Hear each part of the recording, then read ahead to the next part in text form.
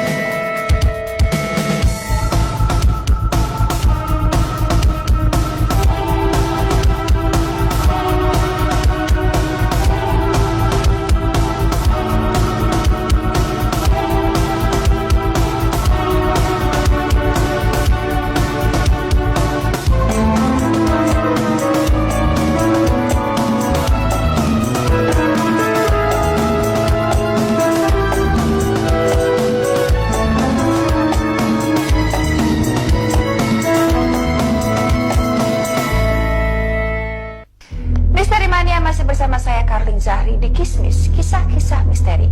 Dan sebelum kita mendengar kejadian-kejadian yang lebih menyeramkan lagi, bagaimana kalau kita mendengar penuturan para selebritis kita berikut ini? Apakah Anda pernah mendengar cerita tentang hantu yang gentayangan akibat kecelakaan kereta api di Bintaro? Pernah sih pernah dengar.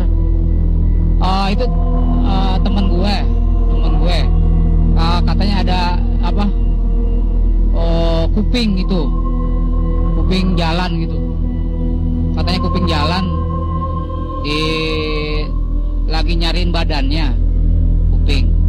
Terus nggak taunya ditanya sama orang yang nemuin kuping. Ditanyain bukan ini kupingnya katanya. Oh bukan, kuping saya nggak ada rokoknya katanya gitu. Katanya waktu tabrakan rokoknya diselipin di kupingnya di situ. Nah, gimana kalau Anda berada sendirian di Bintaro pada malam hari? Gua sendiri aja di rumah, takutnya setengah mati, nggak bisa tidur. Subuh baru bisa tidur gua. Namanya azan subuh tuh baru bisa tidur. Itu sendiri di rumah. Apalagi yang kayak terjadinya kayak tragedi Bintaro seperti itu, yang banyak yang meninggal begitu ya. Gua mendingan keliling sampai ujung rel kereta baru gua balik lagi. Kalau bisa begitu. Kalau gue sih mendingan kalau masih punya teman yang baik di sekitar situ nginep aja kali ya. Karena katanya sih serem banget dan lagi itu kan langsung nembusnya ke perumahan lain juga, tapi gelap ya jalanannya. Kalau aku lewat situ malam-malam, mendingan diem dulu deh di mobil. Tidur di mobil juga nggak apa-apa deh, sampai udah agak terangan. Serem soalnya. Saya pernah lewat sana. Biasa aja. Enggak apa-apa, sejauh ini enggak apa-apa sih, karena ya mungkin aku enggak tahu banget lokasinya di mana. Mungkin kalau yang tahu persis kali mungkin serem ya. Kebetulan aku enggak tahu di situ tempatnya, ya udah aku biasa aja.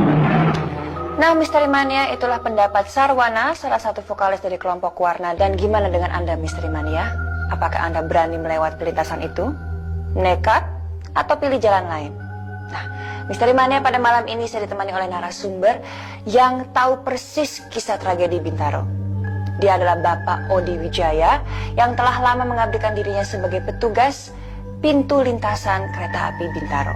Selamat malam Pak Odi. Apa kabar Pak? Pak Odi sudah berapa lama menjadi penjaga perlintasan kereta api Bintaro? Udah 20 tahunan Pak. 20 tahun? Berarti waktu kecelakaan itu terjadi Bapak sudah bertugas? Sudah. Dan kita kan sering mendengar cerita-cerita yang agak mengerikan ya seputar tragedi Bintaro. Itu apakah benar atau bohong-bohongan tuh Pak? Benar Mbak. Sewaktu saya dinas malam, itu palang pintu itu turun naik sendiri. Dan saya lihat itu nggak ada